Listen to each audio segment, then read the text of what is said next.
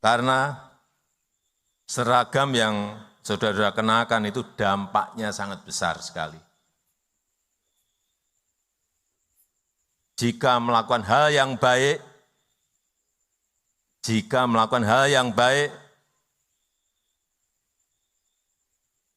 saudara-saudara semuanya akan dicintai dan dihormati rakyat.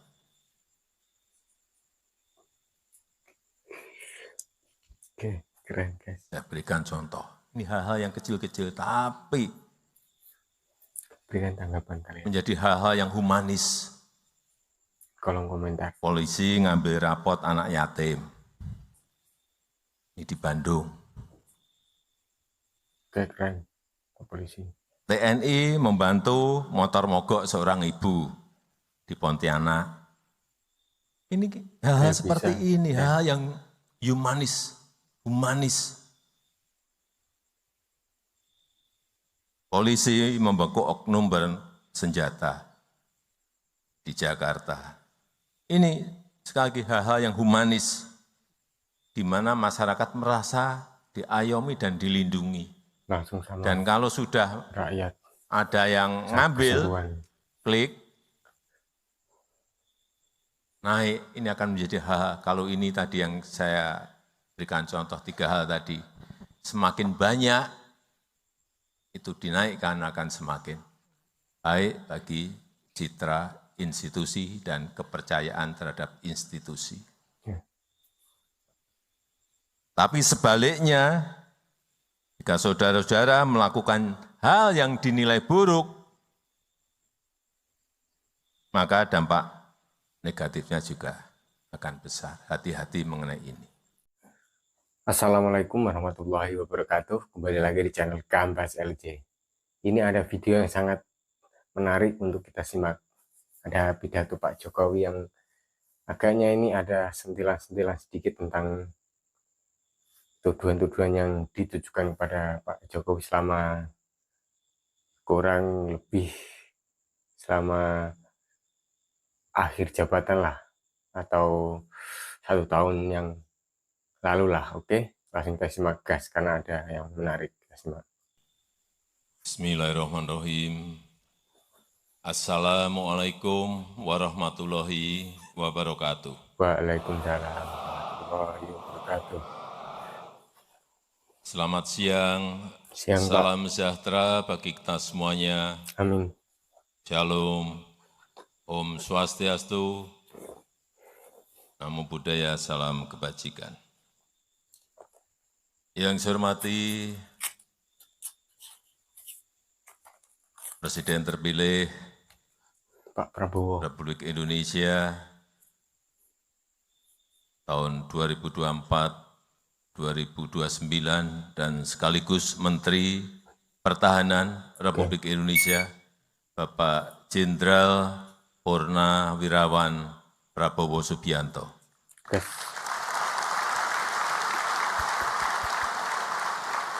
Pak Prabowo, guys. Yang saya hormati para Menteri Kabinet Indonesia Maju yang tidak bisa saya sebut satu persatu,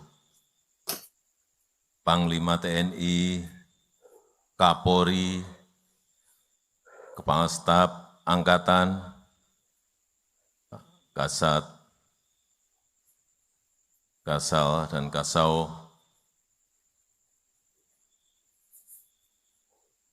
para pejabat TNI dan Polri dari seluruh tanah air Indonesia, Bapak Ibu hadirin dan undangan yang berbahagia. Oke, siap Pak. Gas. Saya melihat yang hadir di sini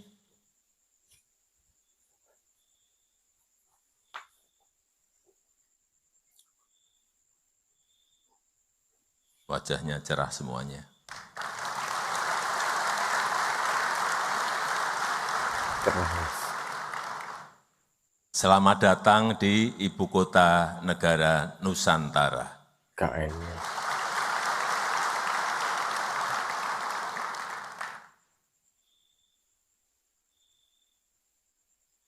3 minggu yang lalu, Panglima TNI dan Kapolri menyampaikan, Pak, kami ingin mengumpulkan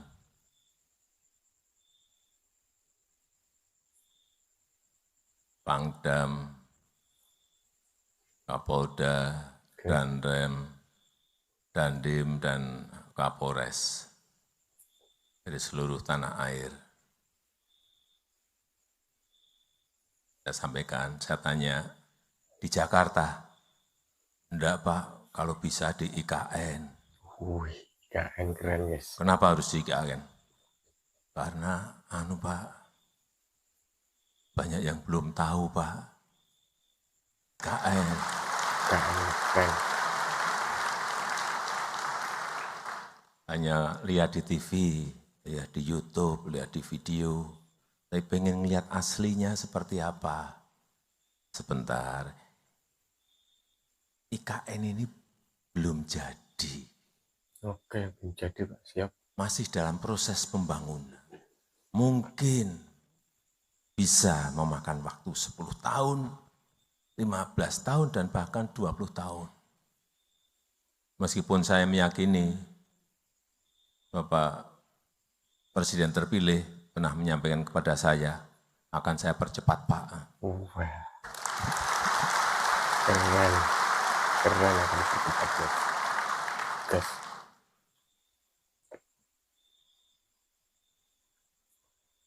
Bapak Ibu, Iklan. kenapa saya mengajak untuk pertemuannya di IKN? Yang pertama memang saya ingin saudara-saudara semuanya melihat IKN.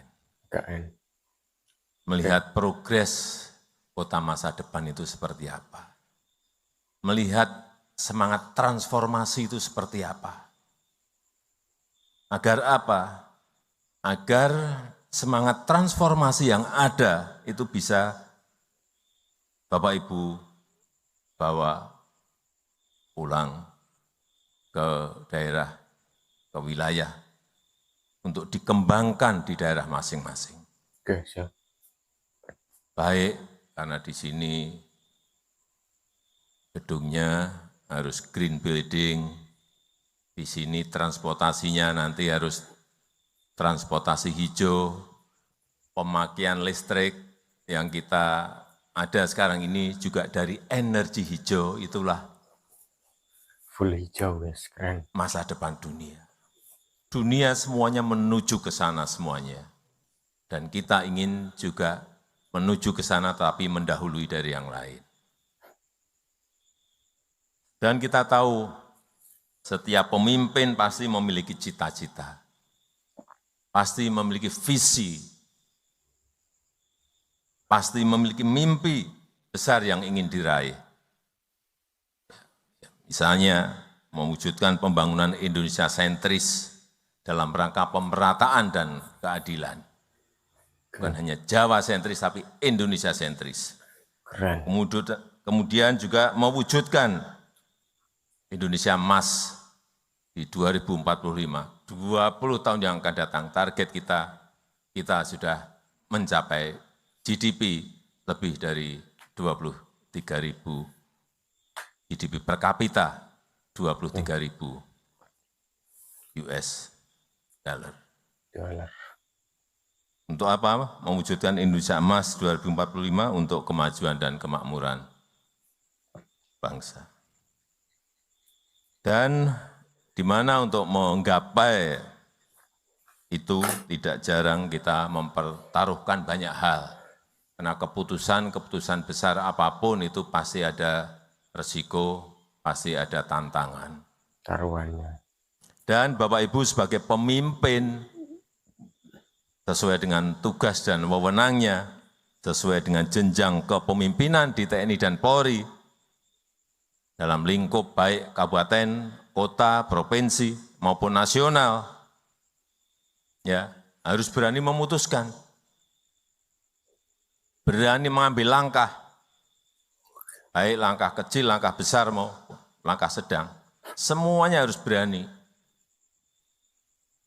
untuk hal-hal yang berdampak besar bagi negara kita. Mulai dari kabupaten, kota, provinsi, naik ke atas. Menjadi sebuah agregat nasional. Oke. Dan juga perlu saya sampaikan bahwa kepindahan IKN Ibu Kota Nusantara ini bukan sekedar pindah gedung, bukan sekedar pindah istana, bukan sekedar pindah lokasi, atau berubah tempat kerja, bukan itu. Tapi yang kita inginkan, keinginan besar kita adalah ada perubahan pola pikir kita, Oke. mindset kita, ada perubahan pola kerja kita, ada perubahan budaya kerja kita. Yang kita inginkan itu. Dari yang tidak efisien menjadi efisien. Jadi dari yang muter-muter menjadi cepat. Oke. Ada target waktu. Target waktu keren. Dari yang berbelit-belit menjadi simpel dan sederhana. Karena sudah sering saya sampaikan ke depan, negara yang cepat akan mengalahkan negara yang lambat. Oke. Bukan negara besar mengalahkan negara yang kecil. Tidak.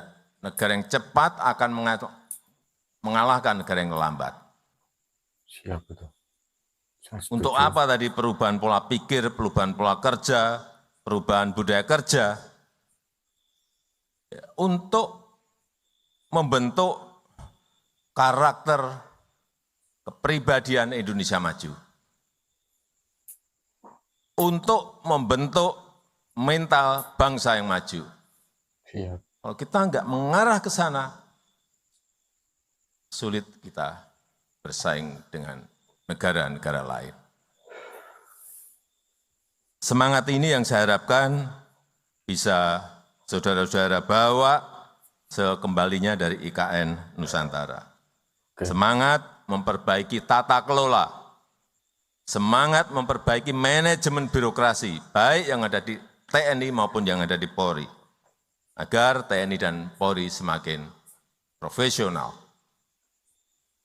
Sehingga rakyat makin merasa terlindungi, sehingga rakyat semakin merasa diayomi, sehingga apapun status sosialnya, baik itu pejabat, baik itu pengusaha, baik itu tukang gorengan, baik itu sopir, semuanya merasa diberi prioritas oleh kerja-kerja kita.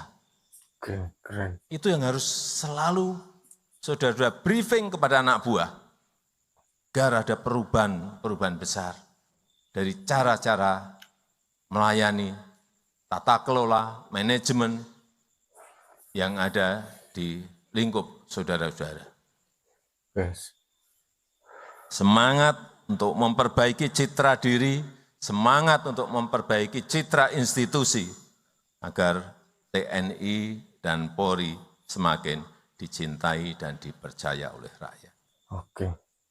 Meskipun sekarang ini memang rankingnya sudah tinggi, tetapi kalau kita perbaiki terus itu akan bisa naik lagi. Karena seragam yang saudara-saudara kenakan itu dampaknya sangat besar sekali.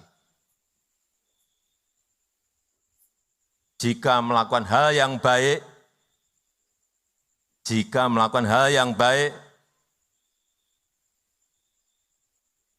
saudara-saudara semuanya akan dicintai dan dihormati rakyat.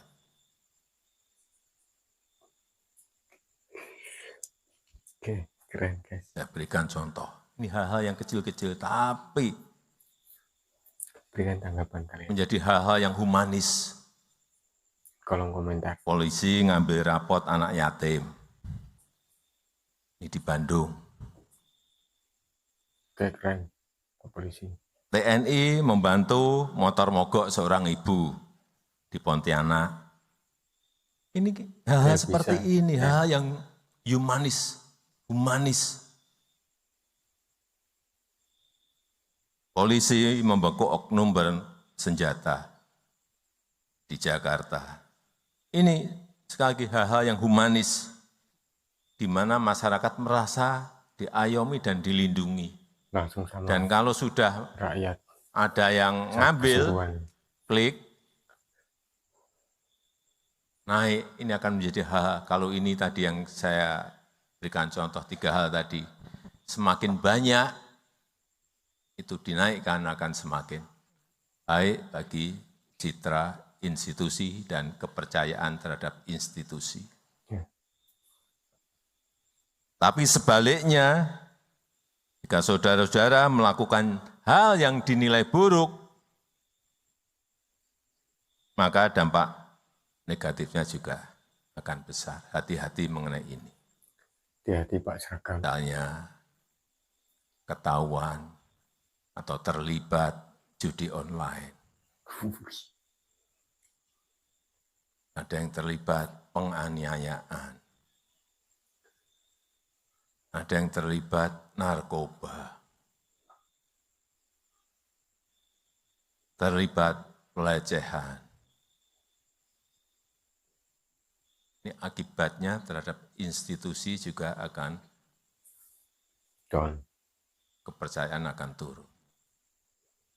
Karena apa? Ya, sekarang ini zaman keterbukaan, kita semua harus sadar. Sekarang ini ada zaman keterbukaan. Hal-hal yang saudara-saudara anggap itu sepele, itu kecil, bisa menjadi sesuatu yang sangat besar. Bisa menjadi sesuatu yang mengganggu stabilitas. Bila kita salah mengelola. Sehingga saya minta hati-hati betul mengenai soal-soal seperti yang tadi saya sampaikan.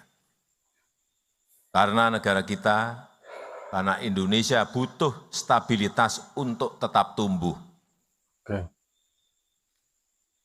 Perlu kita tahu semuanya,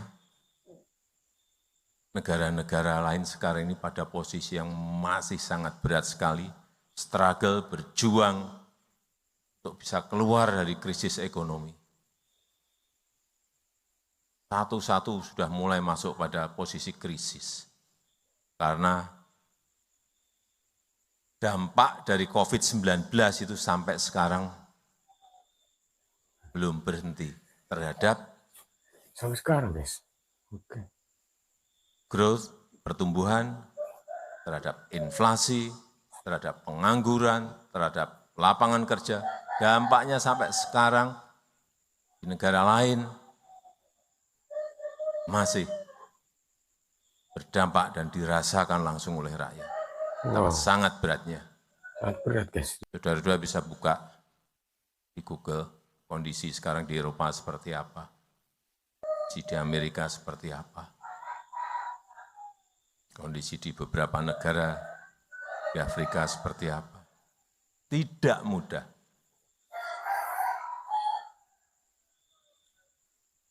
...96 negara masuk menjadi pasiennya IMF. Sekali lagi, negara kita Indonesia butuh stabilitas untuk tumbuh. Oke. Butuh stabilitas untuk melakukan pembangunan. Enggak mungkin negara yang berkonflik bisa membangun, enggak mungkin. Coba aja lihat di negara-negara di Timur Tengah yang konflik. Sudah berapa tahun mereka berkonflik, apa bisa membangun? Enggak mungkin bisa. Enggak mungkin tumbuh dan enggak mungkin bisa membangun. Oke. Harus damai, guys. Di mana untuk menjaga stabilitas itu butuh TNI dan Polri yang profesional. Butuh TNI dan Polri yang dipercaya oleh rakyat. Oke. Lagi, apalagi di tengah dunia yang sedang tidak baik-baik saja. Rivalitas, geopolitik yang memanas, perang dagang, perlombaan senjata, menambah ketidakpastian dunia, dan membuat tantangan-tantangan saat ini menjadi sangat kompleks, sulit diselesaikan dalam lingkup global. Juga sangat sulit dikalkulasi Kalau keadaan nggak normal seperti sekarang ini, keadaan global nggak normal seperti ini, sulit dikalkulasi, sulit dihitung. Mau ngitung kurs dolar ke rupiah, sulit. Mau berhitung harga minyak tahun depan berapa atau tahun ini diperkirakan, sangat sulit kalkulasinya. Nggak kayak keadaan normal itu, kalkulasinya selalu hampir tepat, meskipun nggak bisa tepat, tapi hampir tepat. Sekarang ini penuh dengan ketidakpastian sehingga kalkulasinya sangat sulit. Wow, keren.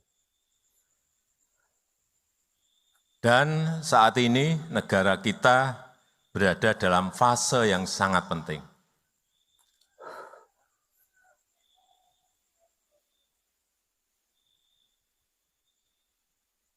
Supaya kita sadar semuanya, Oktober bulan depan itu ada pelantikan presiden dan wakil presiden terpilih. Betul.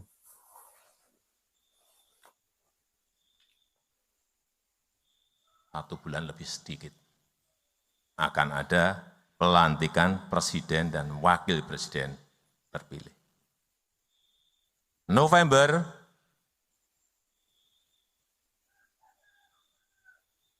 akan ada pemilihan serentak, pilkada serentak kepala daerah, baik itu gubernur, bupati, dan wali kota.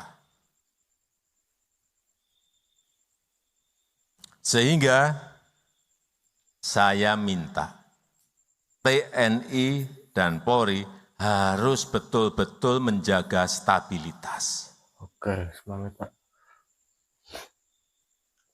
Yang sudah terjaga sampai saat ini. Hal-hal yang kecil-kecil segera selesaikan. Jangan menjadi sebuah persoalan yang membesar. Segera, secepatnya.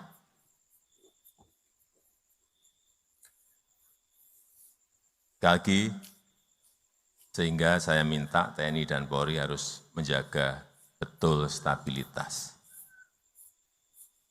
Mendukung penuh transisi pemerintahan.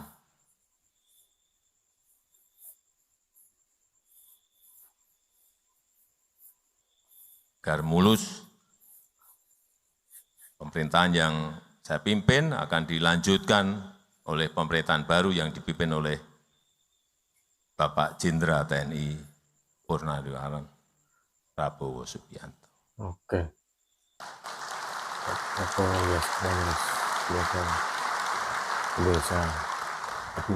Pastikan proses transisi ini berjalan dengan baik dan lancar.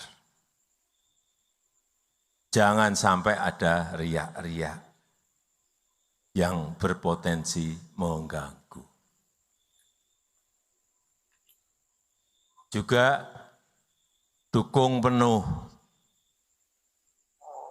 penyelenggaraan pilkada. Jaga netralitas, jaga situasi agar tetap kondusif.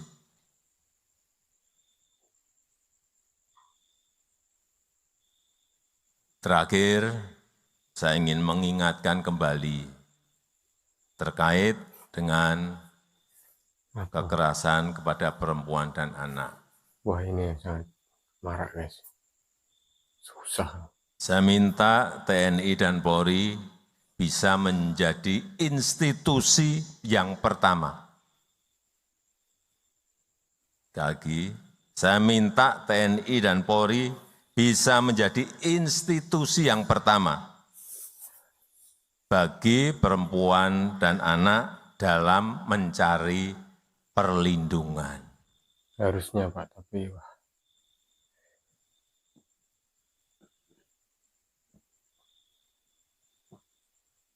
Di dalam pikiran para perempuan dan anak, mikirnya kalau minta perlindungan itu di sini TNI dan Polri. Siap. Baik dari KDRT, dari kekerasan seksual, dari kekerasan fisik, dari bully-bulian, dari penganiayaan, Oleh sebab itu, berdayakan yang namanya Babinsa, berdayakan yang namanya Babin Kamtibmas sebagai ujung tombak dalam pertolongan pertama.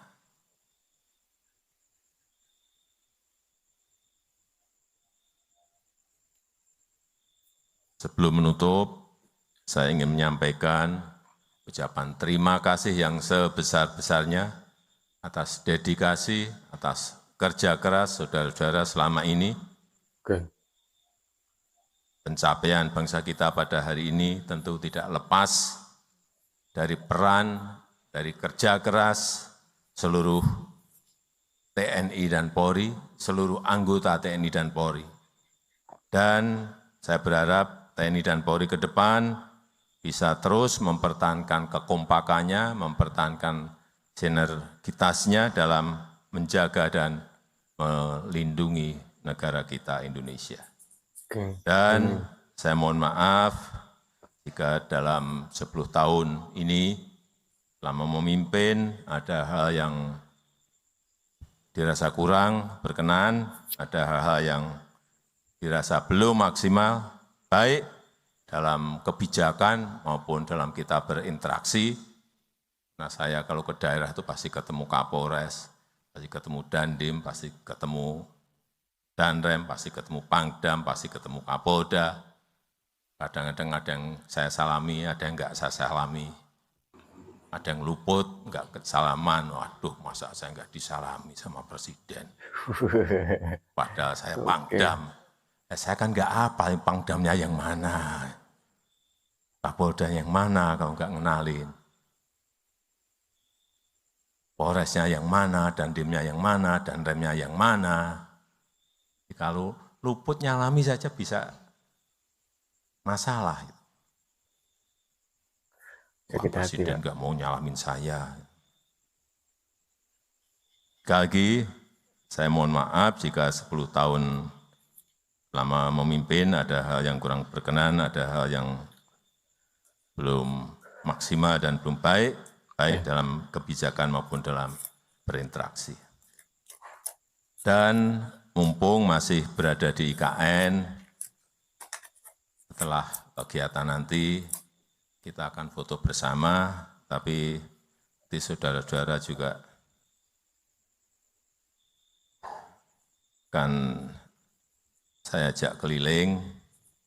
Saya tahu enggak mungkin kalau di TNI dan Polri kan enggak mungkin ada yang 1-2 tahu-tahu ke sumbu kebangsaan sendiri. Tapi pengen, tapi enggak berani ke sana lah, nanti saya ajak.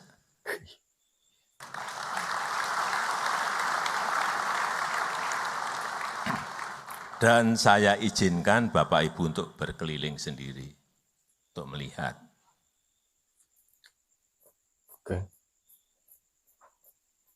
Saya rasa itu yang ingin saya sampaikan dalam kesempatan yang baik ini. Terima kasih, saya tutup. Wassalamualaikum warahmatullahi wabarakatuh. Waalaikumsalam warahmatullahi wabarakatuh. Alhamdulillahirrahmanirrahim. Itulah tadi video pidato Pak Jokowi yang seakan-akan membuktikan bahwa tuduhan-tuduhan atau kritikan yang tertuju padanya itu enggak betul, karena menunjukkan ingin memajukan Indonesia secepat mungkin dan melindungi rakyatnya semaksimal mungkin, guys. Seolah-olah itulah yang diserempetkan untuk tuduhannya. Ini karena juga menyampaikan kondisi global yang sangat berlomba-lomba, bukan negaranya yang kecil yang kalah dan yang besar itu menang, tapi yang cepat itu yang kuat atau yang bisa maju. Karena dampak COVID 2019 itu sangat masih terasa di dunia global, guys.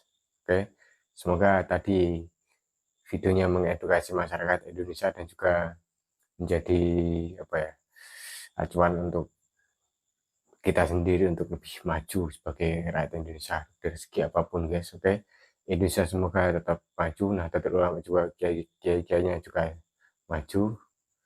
Channel edukasi masyarakat Gambas LJ. Wassalamualaikum warahmatullahi wabarakatuh.